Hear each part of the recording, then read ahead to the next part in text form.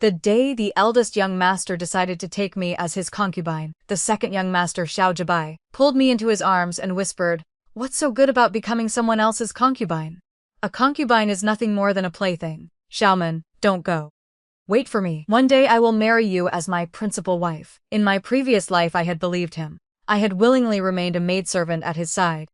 After he passed the imperial examinations and earned the title of Tanhua, he married Xu Wenyu, the legitimate daughter of the Minister of Revenue. She tormented me at every turn. Xiao Jibai had merely remarked with cool indifference, "She is the mistress, you are a servant.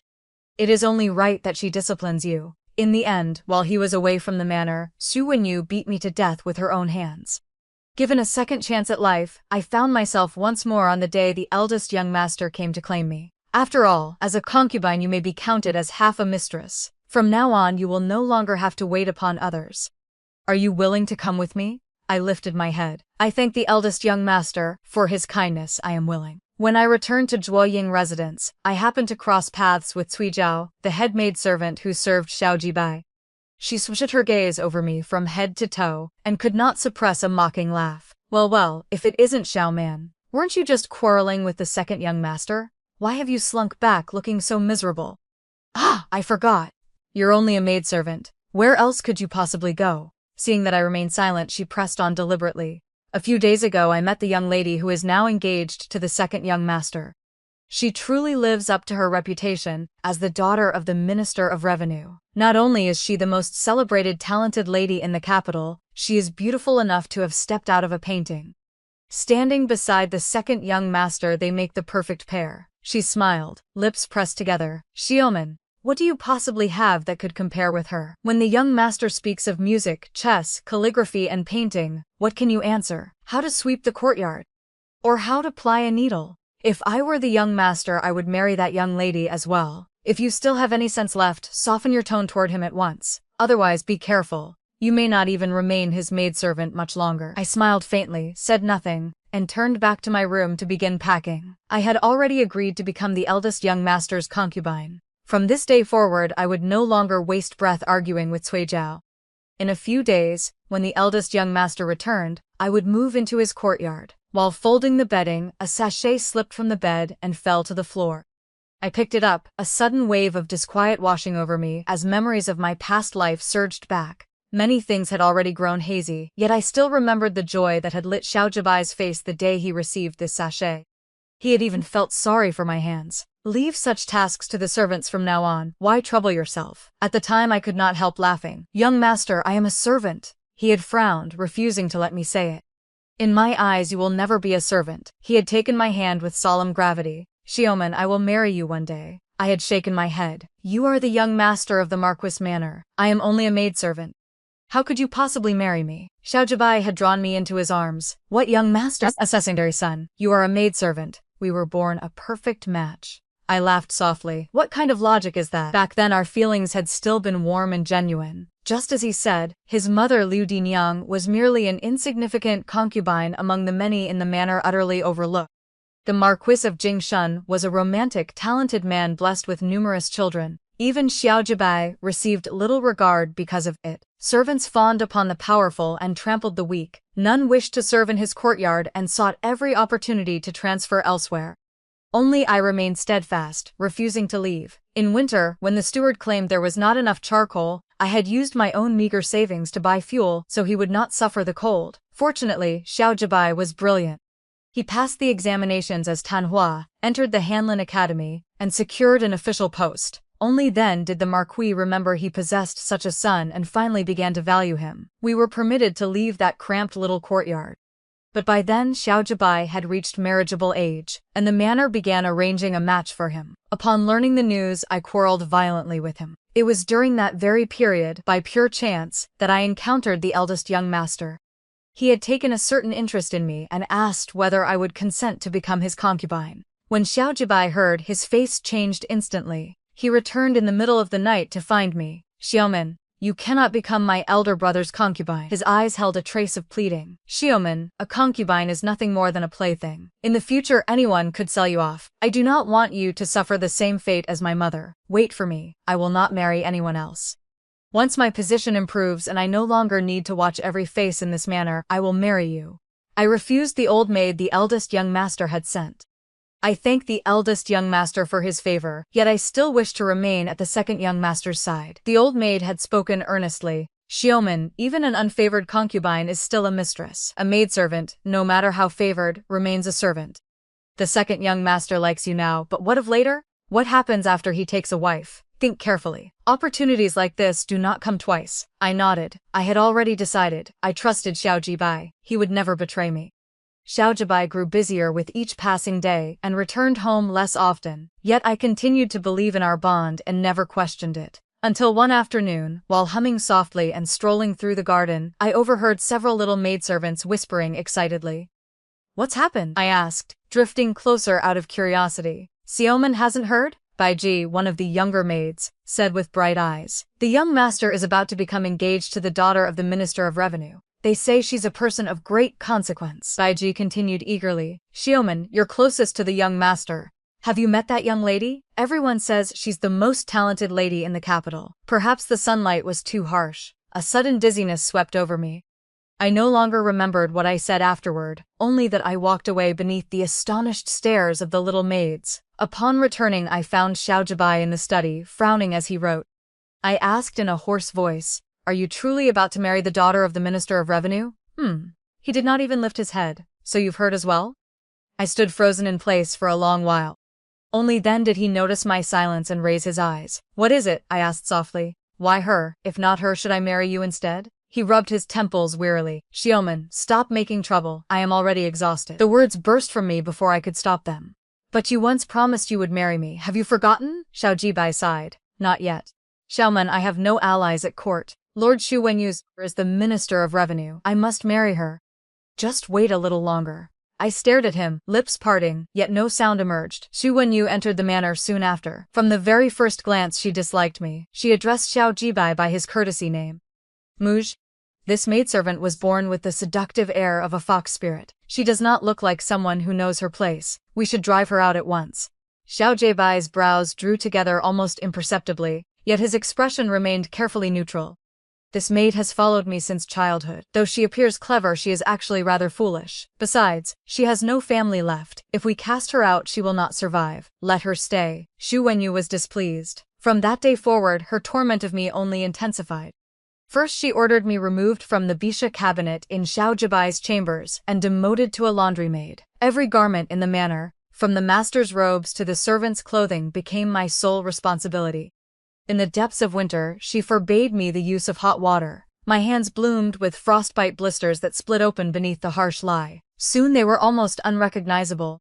When Xiao Jibai learned of it, he merely handed me a bottle of ointment and sighed, Endure a little longer, Xiaoman. Later Xu Wenyu discovered the sachet I had once given Xiao Jibai and erupted in fury. She ordered me slapped viciously across the face, then smiled coldly.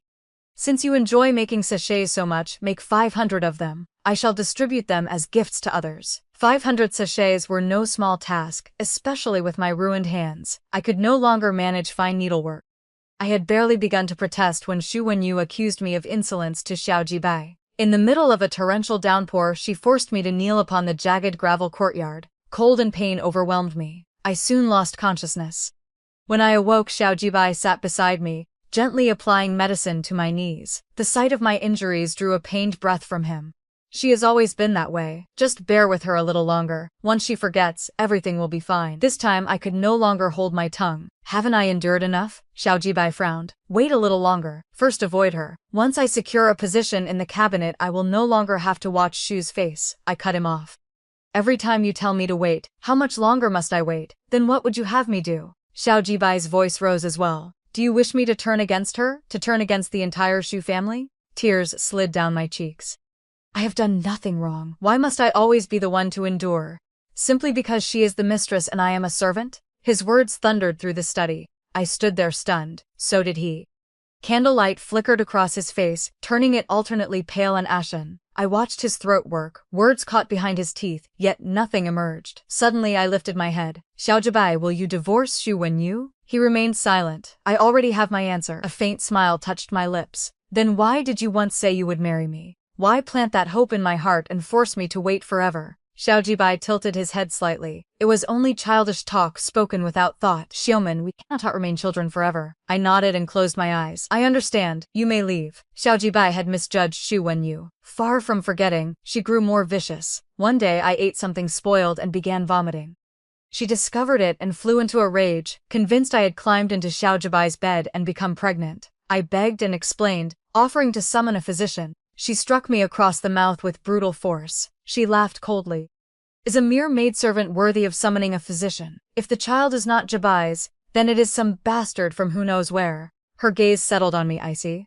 Someone drag her out and beat her until she confesses the truth. At first I still possessed the strength to scream. Later the pain became so great I lost all feeling. As darkness closed in, she finally stopped, pinching her nose in disgust. Is she dead yet? Throw her out at once. Do not foul my courtyard. Wrapped in a straw mat, I was carried toward the mass grave. Before my final thread of consciousness snapped, I heard one of the bearers click his tongue. What a pity. I heard the eldest young master once wished to take her as a concubine.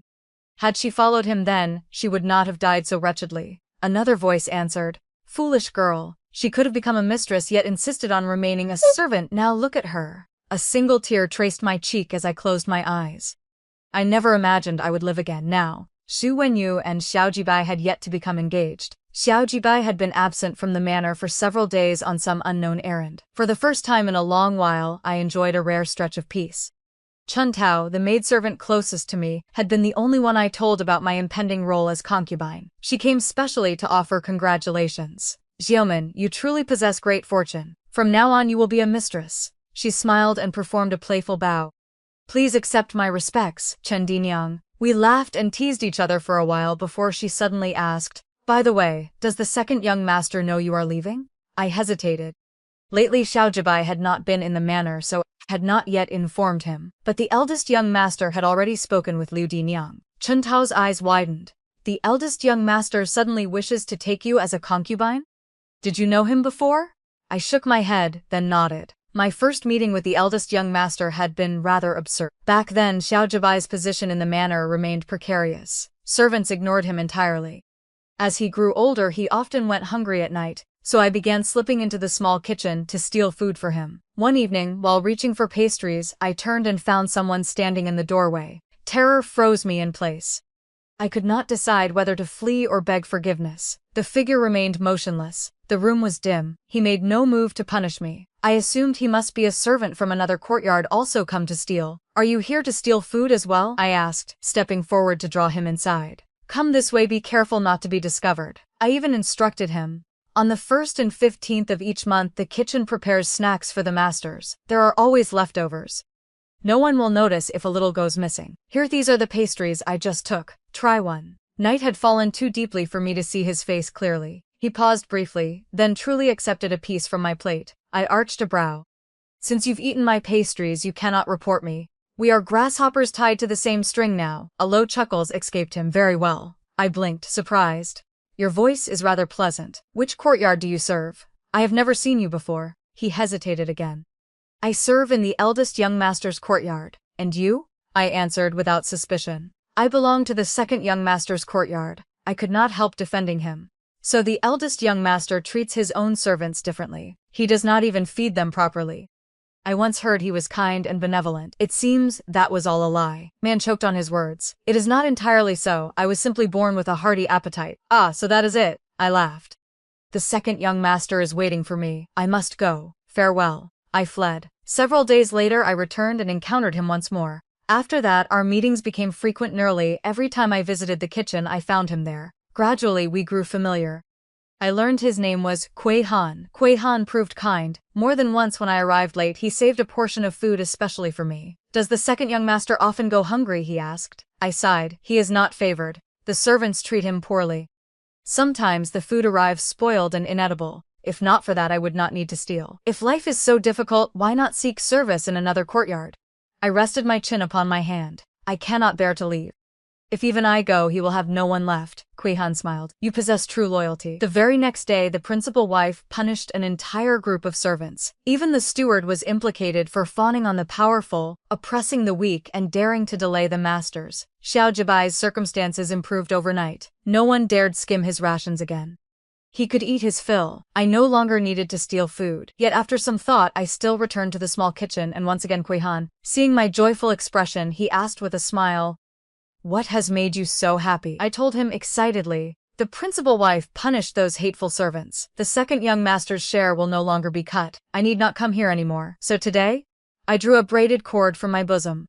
"I came to thank you. This is for you." Kwehan stared. "You made this yourself? Thank you for everything. I will not return. Take care of yourself." Under the moonlight, he accepted the cord with solemn care, his gaze lingering upon me for a long moment. You take care as well." Later, when I went to collect my reward at the old madam's birthday banquet, a familiar voice drifted down from above. I looked up and met a pair of smiling eyes. My mind went blank. I thought I must be mistaken. Only when I noticed the braided cord at his waist, the very one I had made, did realization strike. I lowered my head in panic. How could Kwehan be the eldest young master? Xiaolanqi was the true noble son of the manor.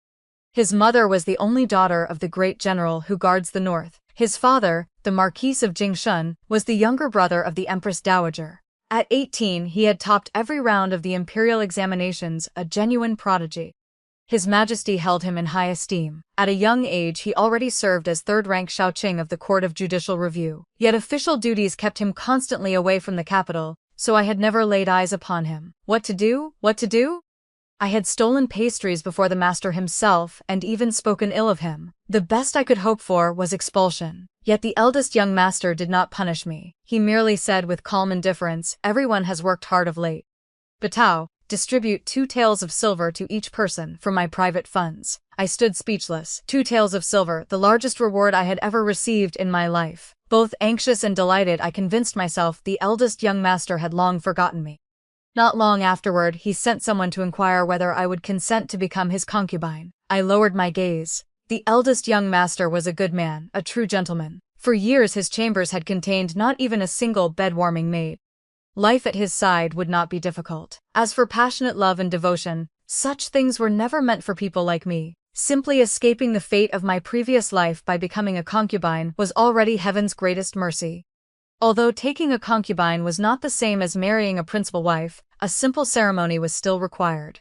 The eldest young master had not yet returned, so I could not move into his courtyard immediately. I kept the news tightly secret. Few people knew I was leaving. Therefore, when Xiaojibai came back, he remained unaware. The moment he stepped inside the manor, he came looking for me. One glance at the sachet upon my small bed, and his expression shifted. "Is this made for me?" He picked it up, a faint smile touching his eyes. Then he noticed my hands and frowned. "Leave such work to the servants." This time I did not argue. I answered calmly, "You. In the last life it was. In this life it is not. Are you still angry with me?" Xiaojibai sighed helplessly and produced a pair of clay figurines from his robe. "I truly cannot manage you. I bought these especially. Do not be angry anymore." I stared at the little figures, one male, one female. In my previous life, whenever we quarreled, Xiaojibai would bring trinkets to coax me. I had treasured them beyond measure. Only later did I learn that the gifts he gave Xu Wenyu were gold, silver, jewels, and the finest silks. He claimed to like me, yet he clearly treated people according to their station. I was a maidservant, therefore I deserved only cheap clay. I refused the gift. Xiaojibai pressed it into my arms. During our brief struggle, the figurines fell and shattered upon the floor. Xiaojibai's face darkened at once. "I searched a long time for these. Xiaoman, how much longer will you continue this?" I raised my head. "I heard you are about to marry." By the timeline of my previous life, his engagement to Xunyu was imminent. Panic flashed across Xiaojibai's face. "How did you know?" I said nothing. "So that is why you are angry." He sighed. "Wenyu's father is the Minister of Revenue. Grandmother herself arranged the match. I cannot refuse." He reached for my hand. "But I marry her only to obey my parents' wishes." "Xiaoman, you know you are the only one I care for. Wait for me a little longer." I could not help laughing. "Wait for what?" "Wait until you marry her, then divorce her and take me instead." Xiaojibai choked. At last his patience snapped. "Then what would you have me do?" "Xiaoman, if I do not marry her, should I marry you? I am only a maidservant. Naturally, I am unworthy of the second young master. You and Miss Xu are a match made in heaven. I wish you both 100 years of happiness." I smiled. "Congratulations, young master. I offer my sincere felicitations. We each have bright futures ahead. Each of us obtains what we desire. Why should that not be cause for joy?" For some reason, my words only enraged him further. He spoke coldly. "I have truly indulged you too much. That is why you have become so lawless. Since you refuse to stay by my side, I might as well drive you out so you can become someone else's principal wife. From now on you need not serve in my courtyard any longer." With a flick of his sleeve he strode out, slamming the door behind him. I understood Xiao Jibai's nature. He knew I had nowhere else to go. This was merely a threat meant to force me to bow first. It had been the same in my previous life. Alone and without family, I had possessed no choice but to remain at his side and endure torment for the rest of my days. This time would be different. Xiao Jibai began to sulk. He slept elsewhere every night. Even when he occasionally returned, he pretended I did not exist. Few people knew I was soon to become a concubine. Seeing that I had fallen out of favor with Xiao Jibai, the servants seized the opportunity to kick me while I was down. The food I received was spoiled and rotten. Maidservants who had long envied the special treatment I once received now ostracized me openly. Someone even poured water on my bed and assigned me the task of emptying chamber pots. Chen Tao was indignant on my behalf. "These despicable people, if they knew you were about to become the eldest young master's concubine, they would not dare treat you this way. Why not tell them?" I shook my head. "Forget it. The eldest young master has not yet returned. If word leaks and Xiao Jibai learns of it, who knows what trouble may arise. Simply endure a little longer." At last the eldest young master returned. A group of old maids arrived to help me pack and change into new garments. For the first time in my life I wore a wedding robe of fine silk, a heavy gown of soft pink embroidered with patterns that shimmered like flowing light, the color reminiscent of sunset, burning across layers of mother-of-pearl clouds. Beneath the lamplight, the silk rippled with a gentle, lustrous sheen, neither the solemn crimson reserved for a principal wife, nor the plain, sorrowful white of mourning. It possessed instead a noble, tender elegance that reached the very soul. Yet when I opened my meager makeup box, I found only 2 plain silver hairpins, the same ones Xiao Jibai had given me years ago.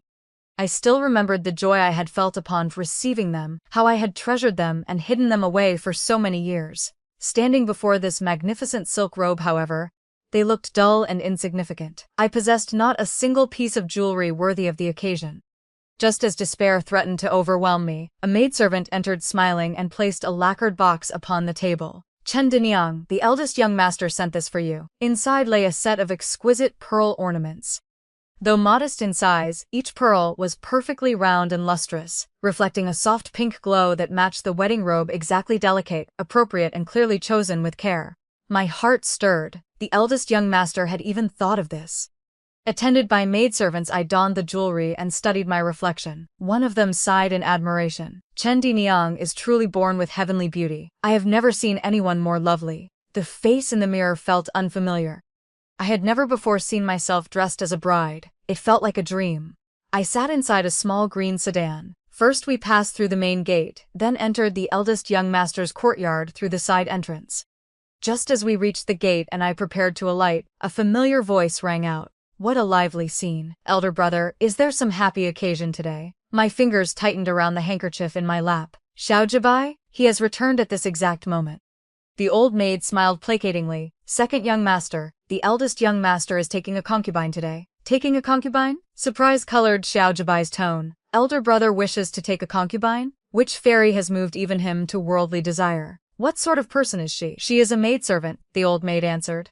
"A maidservant?" Xiao Jibai paused. "Which one? From which courtyard?" My throat tightened. The old maid chuckled. "Oh my, second young master, you are far too busy to remember every maidservant in the manor. Her name is Chen Wantong." Oh, interest faded from his voice. Chen Wantong had been my name before I was sold into the Marquis Manor. Years had passed since anyone spoke it. Xiao Jibai did not recognize it. Footsteps receded. I exhaled in relief. Suddenly the sedan bearers stumbled. The chair lurched violently. My head struck the side and a soft cry escaped me. Xiao Jibai's footsteps halted. He turned. "That maidservant's voice sounds familiar. Have her come down, I wish to see her." My heart slammed against my ribs. Xiao Jibai knew my voice better than anyone. He had already grown suspicious. The old maid forced a smile. "Do not delay the auspicious hour. The eldest young master awaits. Please come down." My nails bit into my palms. I did not know what to do. Then a calm voice spoke.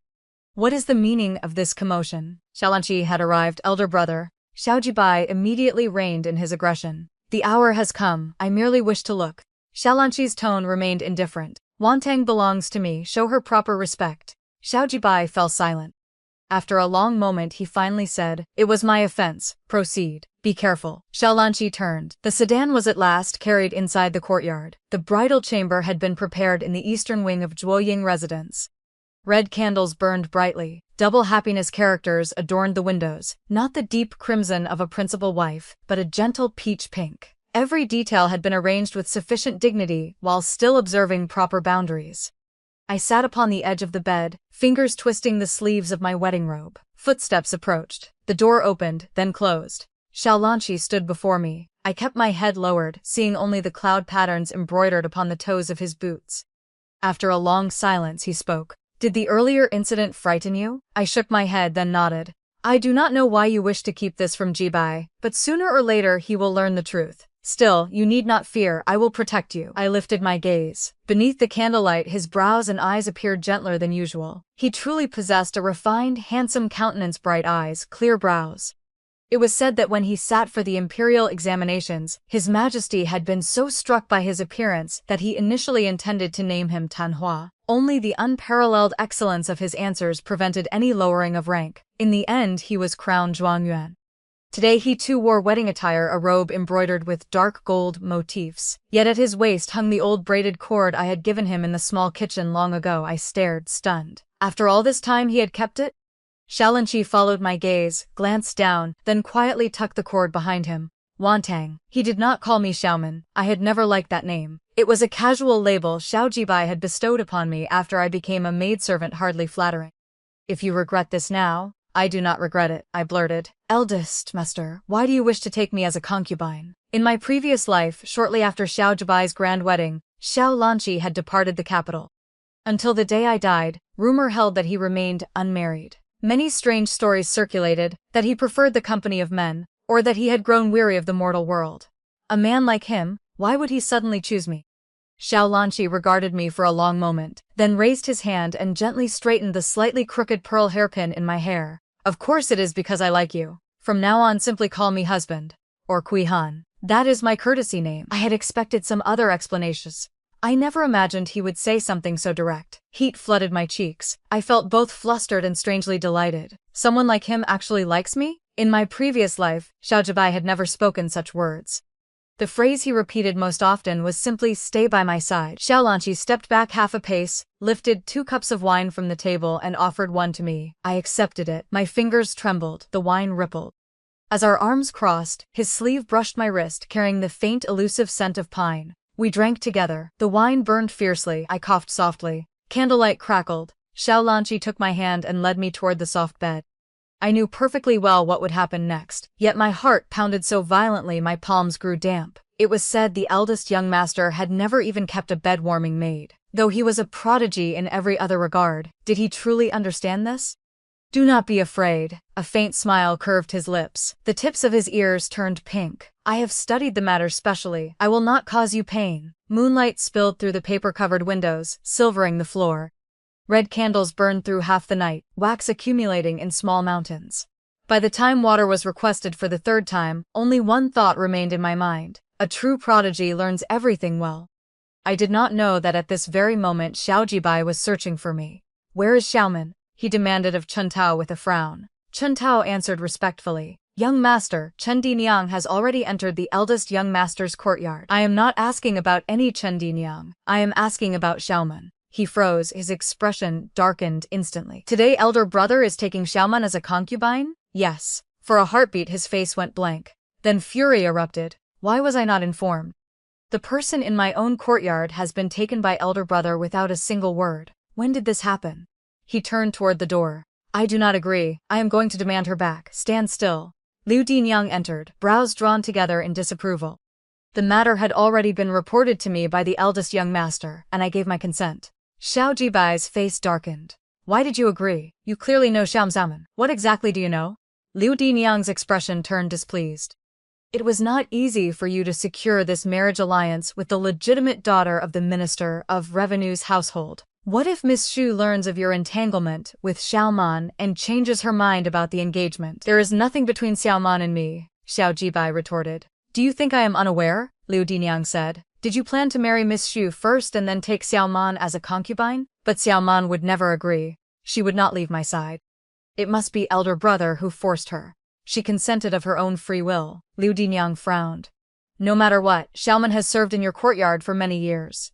If she truly did not wish it, how could I possibly force her? Xiao Jibai stared at her in disbelief. Liu Dinyang stepped closer and lowered her voice. Jibai, this arrangement is good for both you and Xiaomen. She is only a maidservant. Later I will select a few more for you.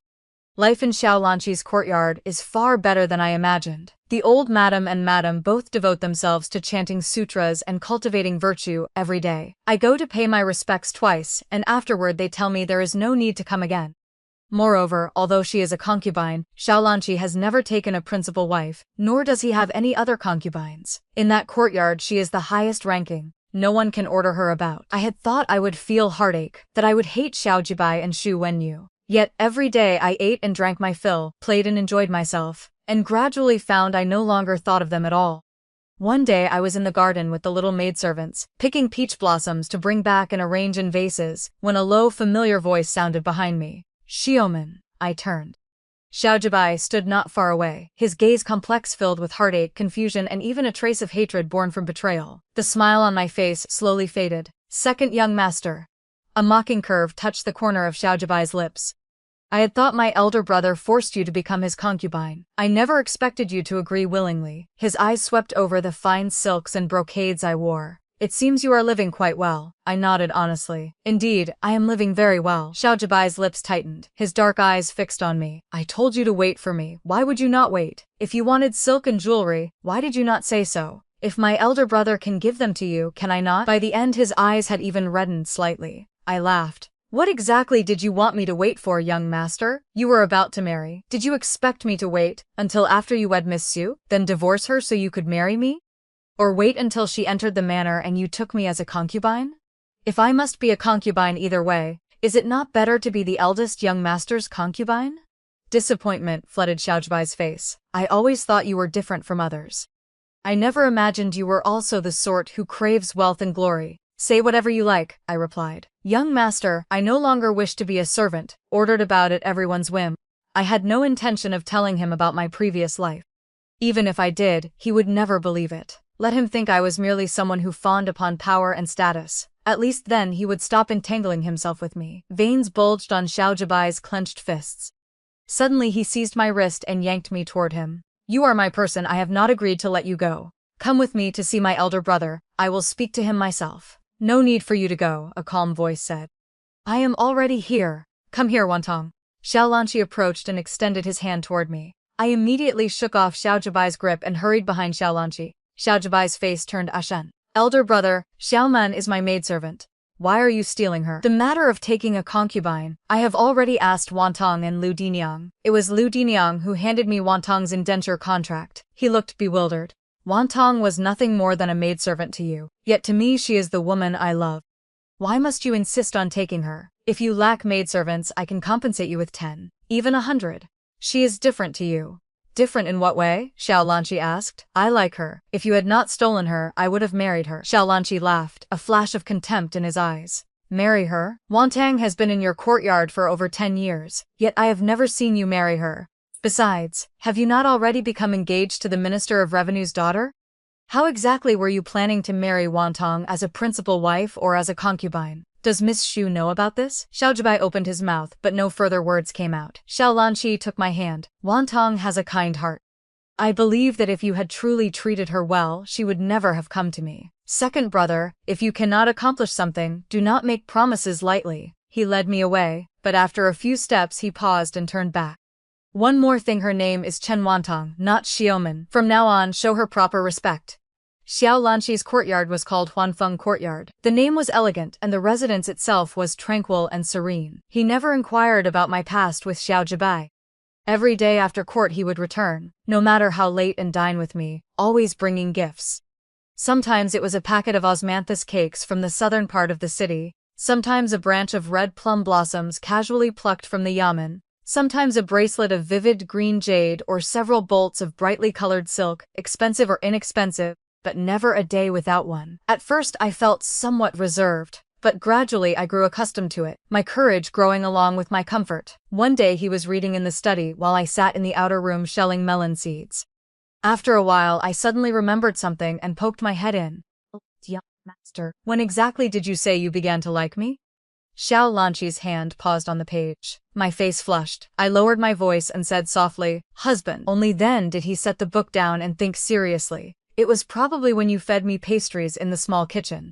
Those pastries were very delicious." I blinked. "Those were stolen pastries. I did not make them." "I know."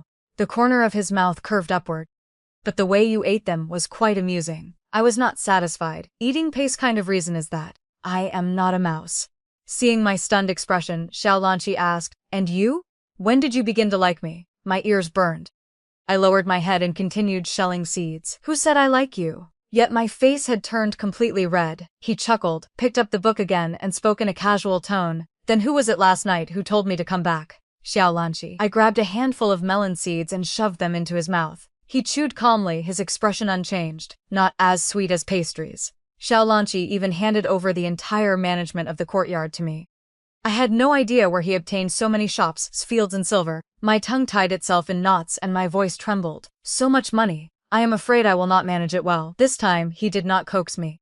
He simply said, "If you do not manage it well, then learn. Sooner or later, you will have to manage it anyway." I lowered my head. After a long while I said, "When you marry a principal wife in the future, of course the madam will manage everything.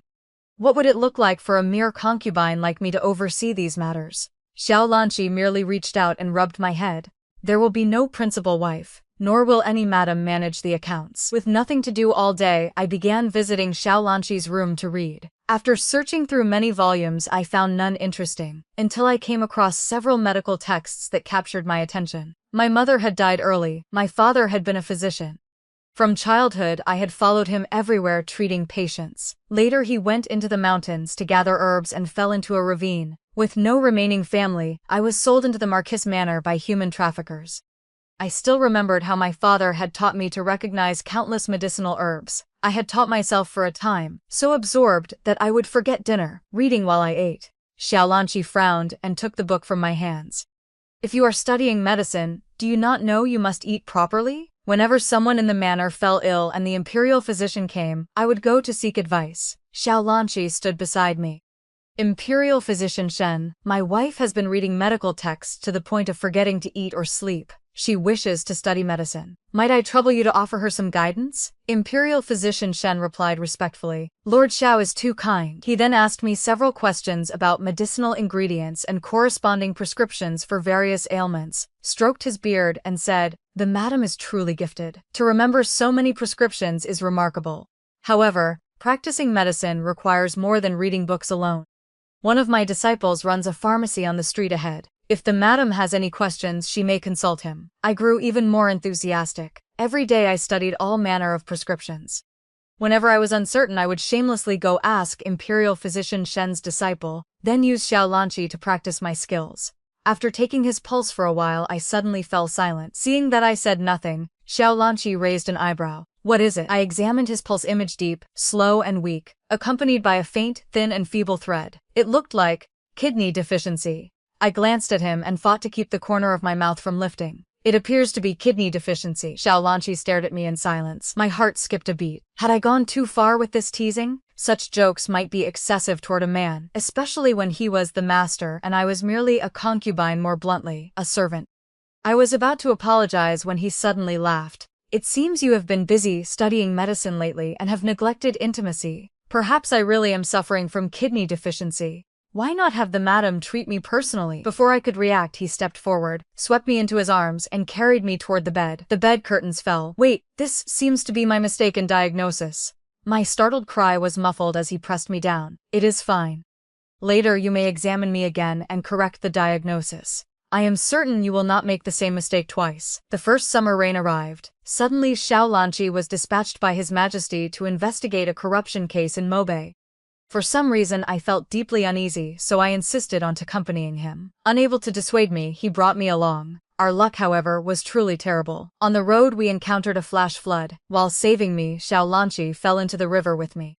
We were swept downstream to a remote village by the riverbank, battered and bruised, yet miraculously still alive. The road out of the village was blocked by mud and rocks from the flood. We could not leave for the time being.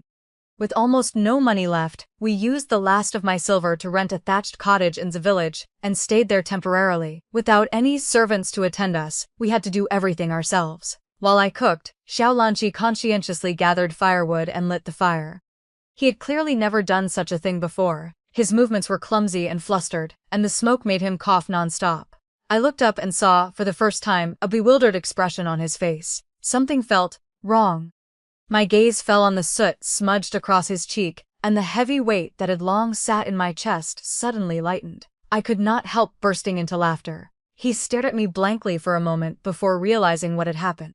He wiped his face, looked at his hand, and laughed as well. The rice is brown rice, the pot is cracked, the firewood is wet. We have been busy for half a day, eyes streaming with tears from the smoke, and the rice is still burnt. There was no table in the house. We both sat on the doorstep, bowls of burnt rice in hand, and ate. From the corner of my eye I saw Xiaolanqi's brows furrow slightly, yet he maintained a calm expression and finished the entire bowl. That evening after the flood, the clouds on the horizon burned red like fire. I suddenly asked, "Do you think we can return?" He took my hand. "We can. I will definitely bring you back." We lived on in the village, just the two of us. There were no more distinctions of master and concubine, only two people who had to work. Surprisingly, Xiaolanqi adapted quite well. He did everything himself and never once complained of hardship or fatigue. For a time we truly resembled an ordinary husband and wife in a rural village. Xiaolanqi learned how to light the fire. In the evenings he would heat water for me to soak my feet. During the day he taught the village children to read and write to earn a little money. I did sewing and mending for whatever work I could find. Summer brought swarms of mosquitoes that made sleep impossible. Dark circles appeared beneath my eyes. Somehow Xiaolanqi obtained a bundle of mugwort and placed it in the house. Sure enough, the mosquitoes disappeared. On summer nights, moonlight flowed like water across the ground outside the cottage. The chirping of unknown insects mingled with the rustle of wind through leaves, lulling one to drowsiness. I leaned against Xiaolanqi's chest, enjoying the cool breeze. He suddenly spoke. "I suddenly feel this is also quite good. Very good." I opened my eyes drowsily. "Before you were the eldest young master with countless servants. Now you must do everything yourself and live in this broken-down cottage.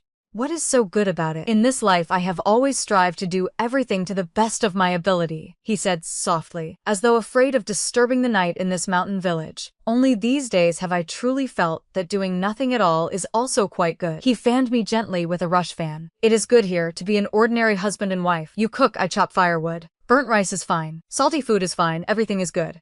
I fell silent. Yes, of course it is good like this. But how long can days like these last? After all, we were not truly husband and wife. Sooner or later he would return to being the noble eldest young master, inheriting the Marquis manor and marrying a well-matched principal wife.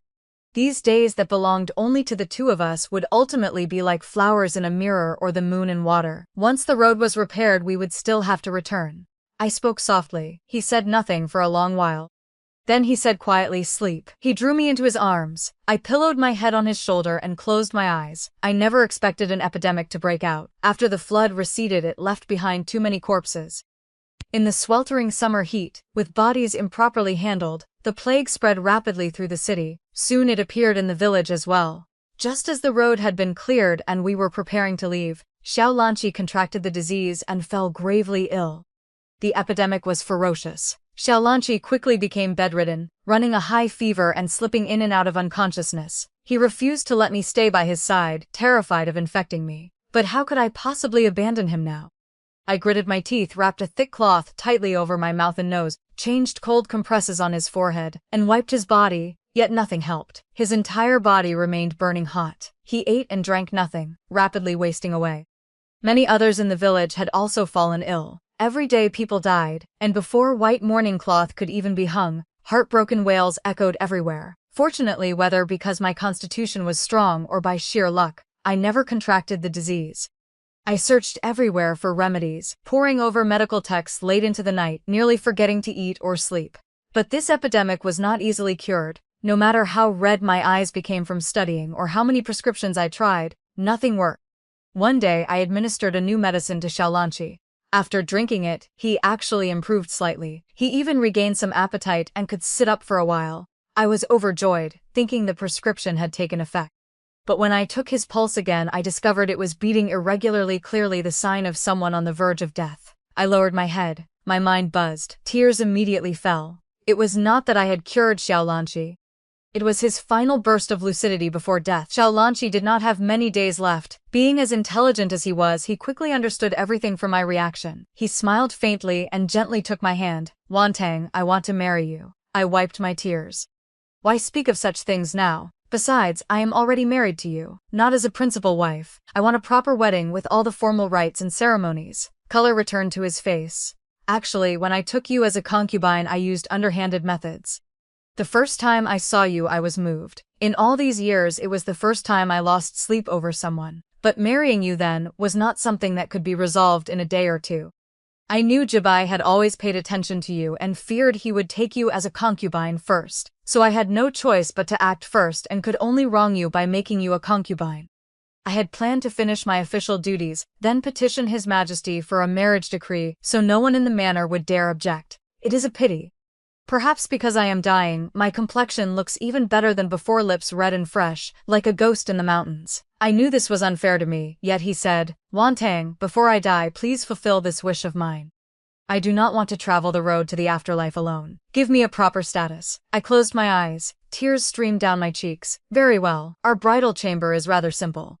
There is nothing in the village, so I will borrow some red paper and a pair of red candles. Though his body was extremely weak, Xiaolanqi insisted on pulling me to bow to heaven and earth and enter the bridal chamber. Facing the long, silent night and the mournful cries drifting from the village, we completed the ceremony. His face was deathly pale, yet he smiled at me. Wantang, from now on you are my wife. I choked and could not speak. Do not cry. After I die, take my letter and jade pendant back to the manor. My mother will take good care of you. You will have food and clothing, and live out this life in peace. I cried and scolded him. You are not allowed to die. If you die, I will remarry at once. Whether to a pig or a dog, I will not remain chaste for you. Xiaolanqi struggled to sit up and sighed softly. Then even as a ghost, I will not let you go. After a moment he added, remarrying is fine. At least someone will care for you. Just do not marry Xiaojibai. That younger brother of mine has been scheming since childhood, always seeking to climb higher. Perhaps he likes you, but if you stand in his way, he will show no mercy. Moreover, I have heard of that Miss Xu. She is extremely jealous and vicious. In the manor, any maidservant even slightly prettier than her was tormented to death, countless of them. You cannot win against her. His voice grew weaker and weaker. Hold me. I wept silently and nestled into his embrace. Outside the window all was quiet. Xiaolanqi's condition deteriorated daily. Most of the time he was unconscious. His moments of lucidity grew fewer. I knew he was nearing the end. I no longer cried. It felt as though all emotion had suddenly vanished from my body. I went without sleep or rest, day and night, huddled in the room experimenting with prescriptions. Just as I was nearly despairing, in an old medical book I had bought in the county town I found a prescription called Eldest decoction, said to be a sacred remedy for epidemics. It was made from black beans, licorice root, honeysuckle, fresh yellow earth, and other herbs.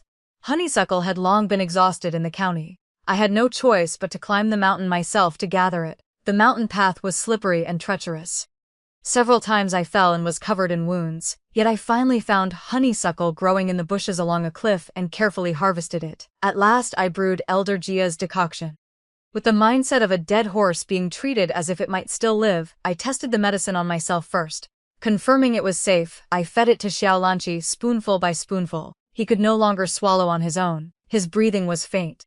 I supported his head and fed him bit by bit. Time passed second by second. I sat beside Xiaolanqi's bed. Outside the window the setting sun burned blood red. A long while later, Xiaolanqi suddenly coughed and turned over on his own. My fingers trembled as I gently placed them on his wrist.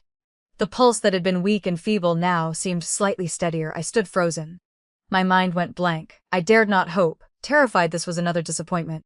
I could only stand stiffly, watching the dark, deathly pallor on his face slowly fade. I took his pulse again. It beat steadily, still weak, yet no longer the pulse of someone about to die. I collapsed to the floor, weeping and laughing at the same time. 3 days later, Xiaolanqi could sit up and eat on his own. Leaning against the bed, he sighed with emotion. I had already reached the Nahi bridge, but suddenly someone behind me said, "Your wife will not allow you to die. She commands you to return to the world of the living at once." So I came back. I glanced at him. You still have the strength to joke. It seems you are truly well. Of course I am well, he sighed again. I never imagined you would actually research a cure for the epidemic. If you had not come with me this time, I would certainly have died. Wantang, you saved me. I laughed. Then from now on this life of yours belongs to me. You must work like an ox and a horse for me. I expect you to do whatever it takes to repay my kindness." He smiled. "Whatever you say, I will obey." Once I confirmed the prescription was effective, I made it public. Before long the epidemic was finally brought under control. Only then did I learn how severe the outbreak had been. Every prefecture the flood had swept through had countless commoners infected. Even in the capital, many had fallen ill. Without timely treatment, the consequences would have been catastrophic. When we left, many villagers came to see us off. They called me Bodhisattva Lady. Though the village had nothing valuable, some brought a salted fish, others a basket of eggs. Many knelt and kowtowed to me.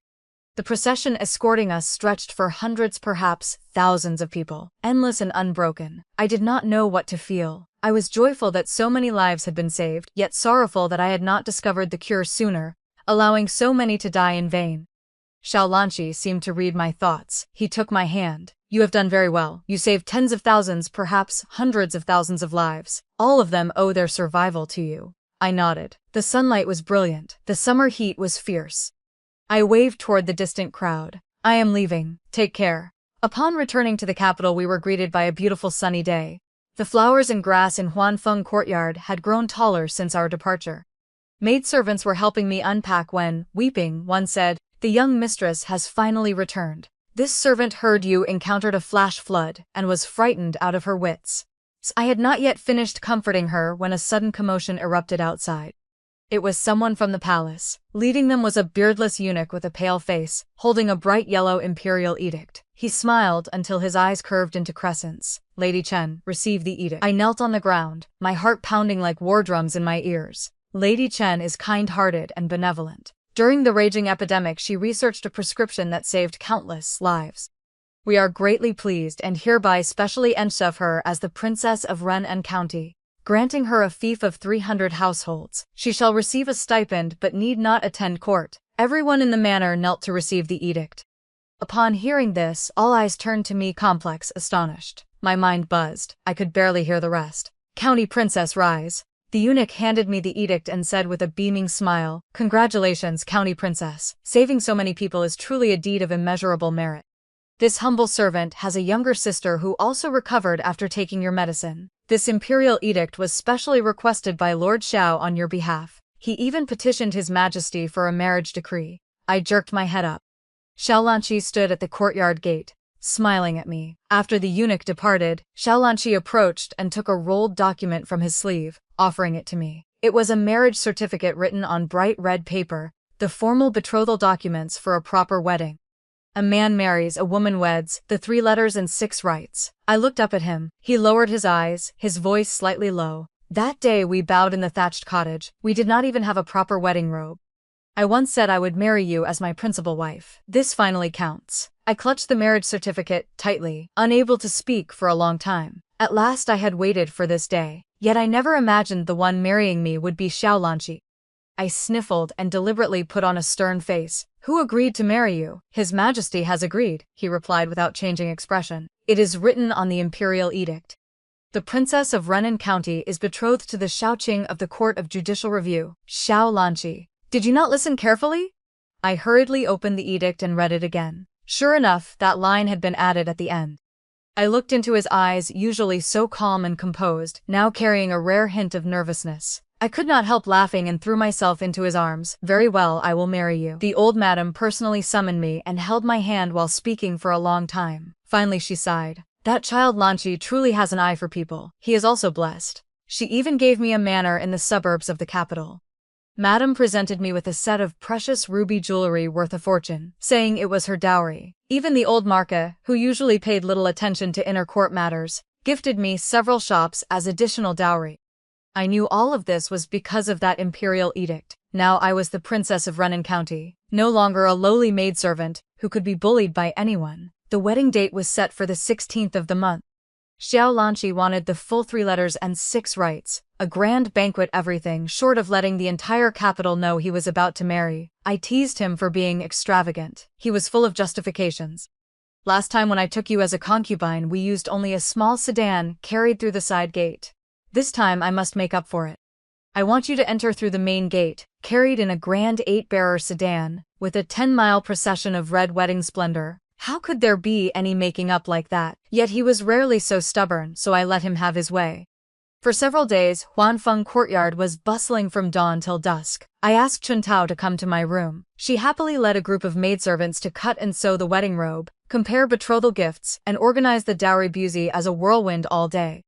Unexpectedly at this moment Xiao Jibai arrived. I almost did not recognize him. In just a few months he had grown much thinner. The once well-fitting long robe now hung loosely on his frame. I heard he had also contracted the epidemic, and had only recently awakened from a coma saved by my prescription. Instinctively I grew wary, thinking he had come to ruin my wedding. But his expression was strange, neither angry nor resentful, but a look I had never seen on him before. A mixture of pain and sudden awakening. Xiaoman. His voice was hoarse, like sandpaper scraping rough stone. I took a step back. Second young master, is something the matter? He stopped. His lips moved as though 1,000 words were caught in his throat. In the end he only said, "I am sorry to you." I replied indifferently. The second young master has nothing to apologize to me for. He shook his head, his eyes red. It is not about this time. I paused, hand-holding the teacup. I never understood why you suddenly became so resolute and chose my elder brother. Xiao Jibai's voice trembled, but when I contracted the epidemic and was near death, I had a dream. Everything in the dream was so real, exactly like my previous life. He looked up. At last I understand why you suddenly agreed to become my elder brother's concubine. Xiaoman. That was not a dream. It was our previous life, was it not? A bird in the courtyard spread its wings and left the branch. The afternoon sun slowly sank. I said nothing. Xiao Jibai smiled, but the expression was more painful than tears, as expected. Suddenly he seized my wrist. Xiaoman, in our previous life I wronged you.